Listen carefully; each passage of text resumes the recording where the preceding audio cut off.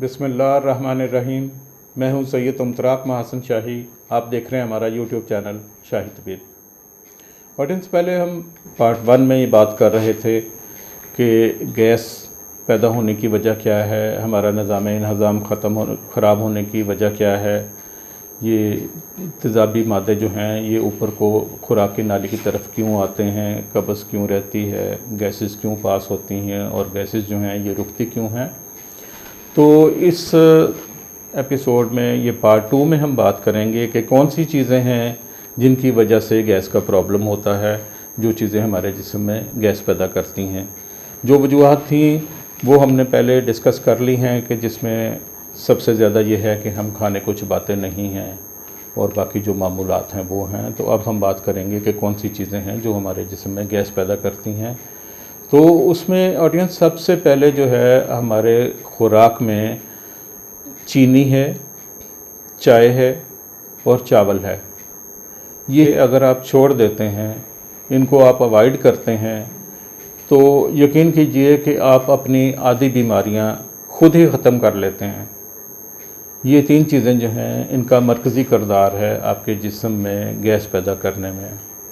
और उसके साथ आप लेते हैं कोल्ड ड्रिंक कार्बोनेटेड सोडा है, और ये कार्बन डाइऑक्साइड जो है इंसानी कंजम्पशन के लिए, इंसान के इस्तेमाल के लिए नहीं है, इसने जिस्म से ख़ारिज होना ही होता है।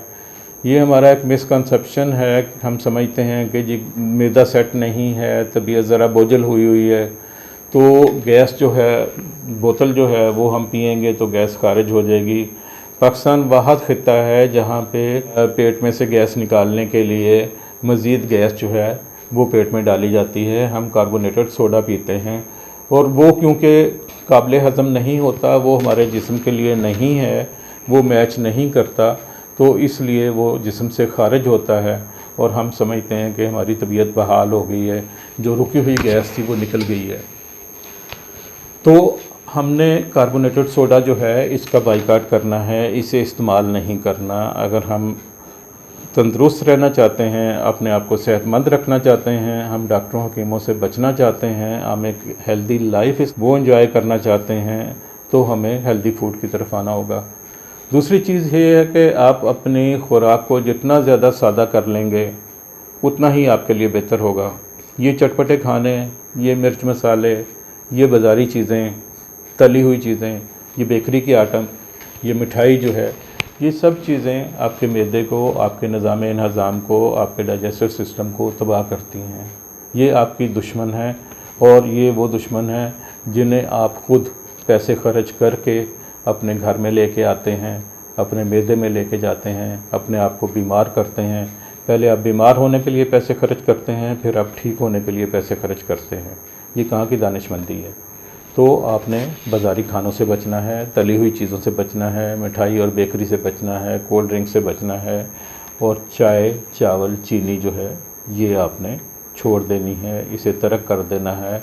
और अगर फौरी तौर पे छोड़ना मुमकिन नहीं है तो इसे मिनिमाइज़ करते हैं, इसे कम तरीन लेवल पे ले जाएं, इसे बहुत थोड़ा इस्तेमाल करें। उसके साथ फिर बाकी खुराकें आ जाती हैं कि आप ऐसी चीज़ें ना इस्तेमाल करें जो गैस पैदा करने वाली हैं, जिनमें मैंने आपको ये बता दिया है कि चावल है, चाय है, चीनी है, ये चीज़ें गैस पैदा करती हैं। लेकिन इसके साथ साथ आलू भी गैस पैदा करता है, गोभी भी गैस पैदा करती है, अरबी भी आप खाते हैं वो भी गैस पैदा करती है, माश की दाल जो है वो भी आपके पेट में गैस पैदा करेगी। इसी तरह और बहुत सी चीज़ें हैं, तो आप उनसे परहेज़ करें, उनको अवॉइड करें और सादा ग़िज़ा जो है, सादा खुराक जो है वो आप इस्तेमाल करें। आप तोरी खाएँ, कद्दू खाएँ, टिंडे खाएँ, ये चीज़ें इस्तेमाल करें, पालक लें। तो ये चीज़ें जब आप इस्तेमाल करेंगे तो ये आपको फ़ायदा देंगी, आपके जिस्म की सफाई भी करेंगी और आपको ताकत भी देंगी, आपकी तबीयत को फ़र्क भी बख्शेंगी, आपकी घबराहट, बेचैनी जो है वो भी दूर हो जाएगी। उसके साथ साथ हमारे यूट्यूब चैनल पे एक करिश्माती चटनी का जो है वो उसकी वीडियो मौजूद है, उसे ज़रूर देखिए। करिश्माती चटनी को सिर्फ 4 अज्जा हैं और इंतहाई आसान और सादा हैं, आप वो बना के अपने घर में ज़रूर रखिए। करिश्माती चटनी जो है आपके घर में ख़त्म नहीं होनी चाहिए, आपकी फ्रिज में हर वक्त मौजूद रहनी चाहिए और आप उसे रोज़ाना इस्तेमाल करते रहेंगे तो आप बहुत से अमराज से महफूज रहेंगे। आपका ब्लड प्रेशर कंट्रोल में रहेगा, आपकी शुगर कंट्रोल में रहेगी, आपका लिवर फंक्शन जो है वो ठीक काम करता रहेगा, आपका मैदा ठीक काम करेगा, आंतड़ियाँ ठीक काम करेंगी। मतलब आपके लिए वो एक ऐसी चीज़ है कि एक ऐसी रेमेडी है कि जो हर बीमारी के लिए, जिससे किसी ज़माने में अमृत धारा एक चीज़ होती थी कि वो हर मर्ज़ में दे दिया जाता था और हर मर्ज़ में उसका फ़ायदा होता था।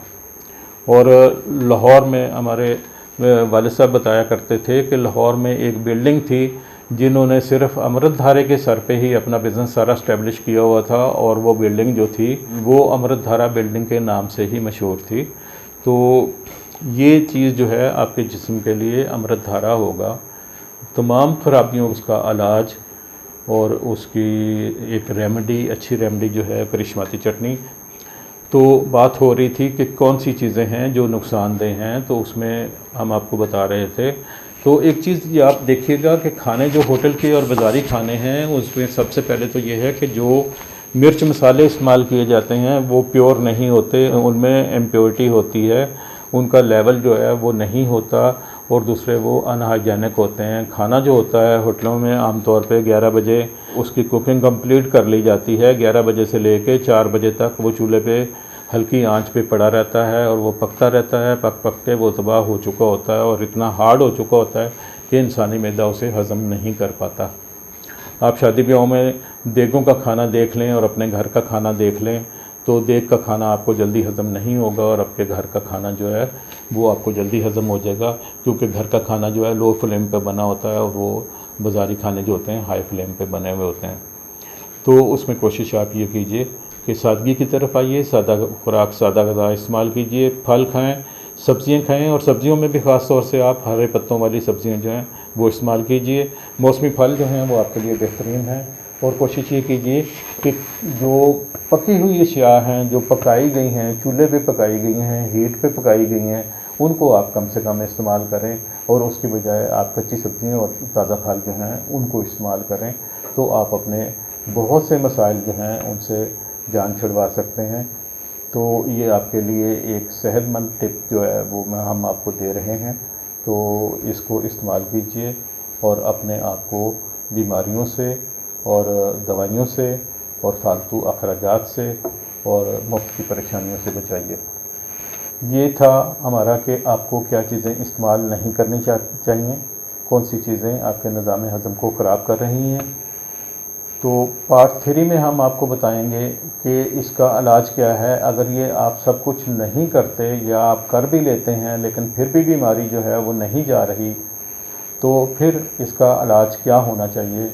तो वो तिब्ब नबवी के मुताबिक, वो यूनानी तिब्ब के मुताबिक, वो इस्लामी तिब्ब के मुताबिक, वो देसी तिब्ब के मुताबिक, वो हमारे घरेलू इलाज जो हैं, वो तिब्बी इलाज जो हैं, जो मतलब शाही तबीब पे इस्तेमाल हो रहे हैं, सदियों से इस्तेमाल हो रहे हैं, वही चीज़ें जो हैं वो आपको बताई जाएंगी कि वो आप इस्तेमाल करें। उनकी डिटेल हम आपको पार्ट 3 में देते हैं। आप देखते रहिए हमारा यूट्यूब चैनल शाही तबीब। मतलब शाही तबीब आपकी अच्छी सेहत के लिए कोशिश है। अपना ख्याल रखिए। अल्लाह हाफ़िज़।